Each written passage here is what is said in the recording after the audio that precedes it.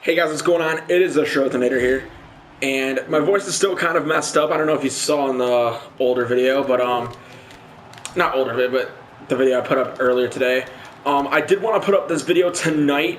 I know a lot of UFC videos lately. I'll get back to regular uploading other game videos and shit like that, but I'm getting a lot of stuff on EA Sports UFC 2 right now. So there was this article that was written about an interview someone had with Brian Hayes, and I read the entire interview. Absolutely awesome. Of course, he wasn't able to tell us a fuckload of stuff, but he did tell me enough to the point where it will solidify my buy for EA Sports UFC 2. Obviously, I was going to get it anyway, but hearing this made me a lot more excited to get it.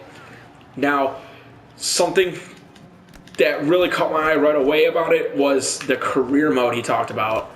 Of course, in career mode, they made a lot of improvements. He said that basically everything leading up to a fight, of course the gameplay is different.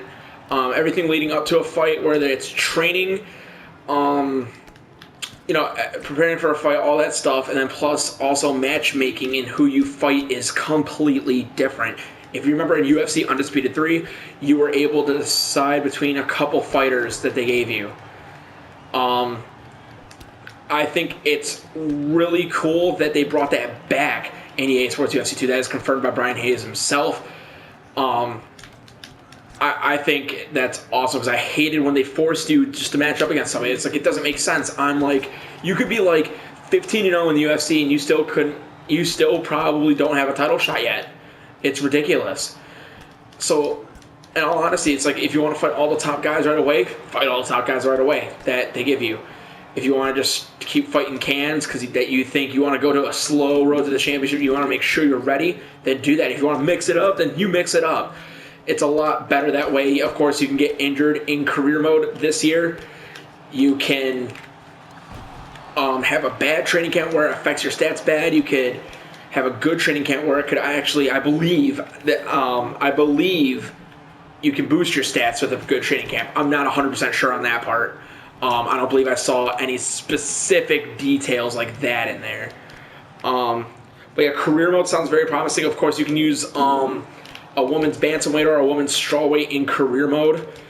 Also, of course, creating a character is different now this year as well. It's way better, he said. Jazz himself has said that in my streams one time, that creating your character is a lot better this year. Also, something they talked about was KO mode, of course. KO mode is mainly for people that, just want to strike, just want to test out the new knockout system, all that kind of stuff. If you don't want to go to the ground, then you play KO mode. Also, what he said also really intrigued me. I honestly thought it was just going to be a stand-up fight and it could go to decision. He said every single fight has to end in KO.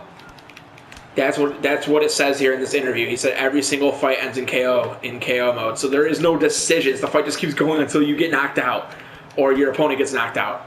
That's absolutely crazy. I did not think it was going to be like that at all.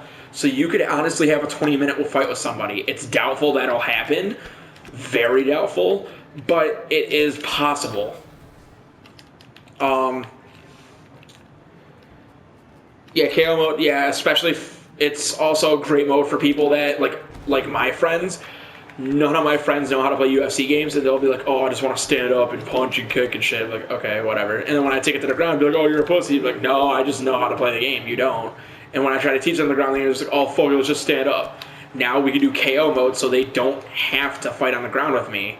It is so much better that way. I love that they put that in the game. And again, the game just seems so promising. The graphics... I'm fighting against Arlovsky here specifically because I think his character model, honestly, out of every single character model in the game so far that I've seen, his looks the best in my opinion. He just looks absolutely outstanding. In this game, it looks great. But in the new one, it just looks absolutely ridiculously good. Now, Ultimate Team. They talk about some Ultimate Team. Obviously fighting is a 1v1 sport. I'm a little bit confused myself. I could have just not read this well enough because I kind of went through the article a little bit fast, I'll admit. But they're talking about, Ultimate Team, like in NFL, NHL. I myself have only played it in Madden 15. That's the only time I ever tried it. And you like get a pack and you get like certain fighters or whatever. But it's kind of be like, let's just say Team Alpha Male. You have fighters on there. Yeah, it's a mode that lets you create up to 5 fighters. So like Team Alpha Male, you have like your favorite Joseph Benavidez. We'll just say TJ Dillashaw, even though he doesn't train with them anymore. And, 2 other guys like Chris Holdsworth, I don't know, someone else from Team Alpha Male. And then taking on someone like Jose Aldo and his team, Nova União. I don't know if that's exactly how you pronounce it. But, then each one of those fighters can fight to earn in-game coins that you use to purchase packs or to upgrade items that can improve each fighter. There's a lot more customization to the individual athletes in UFC Ultimate Team compared to the Ultimate Team modes you may be used to in FIFA, Madden, or NHL. So there's supposedly a lot more in EA Sports UFC 2's Ultimate Team compared to the other stuff and to the other Ultimate Teams. So yeah, that's basically that. And also, some people might be thinking, does this go 1080p, 960p, all that stuff, like the quality. It goes off 1080p, 1080 pixels. My God, I'm sorry. And then also, it runs at 30 frames per second instead of 60. Now, people might be complaining about this, but Game Changers themselves have told Brian Hayes and the rest of the crew that it actually looks better with 30 frames per second with motion blur instead of just running at 60 FPS without motion blur. I'm going to go ahead and trust the Game Changers considering I know 2 of them. Not super personally, but I mean, I've talked to them quite a bit and I can trust them to give good feedback, and whatever the feedback needs to be, they'll give it back. So yeah, this game is going to be what I hype it up to be. It's going to be a lot better than EA Sports UFC 1. Up kick knockouts are a thing. Leg kick TKOs. You saw in the gameplay trailer, Max Holloway bounces off the cage for a Superman punch and just gets fucking kicked in the face mid-animation, just falls down. Absolutely beautiful. Again, I just can't get enough of this news. That's why I've been posting so many of these videos.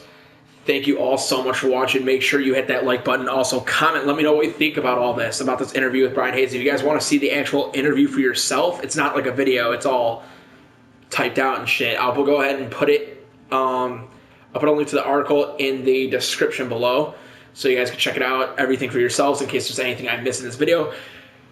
And of course, subscribe. I'll see you all next time. Goodbye.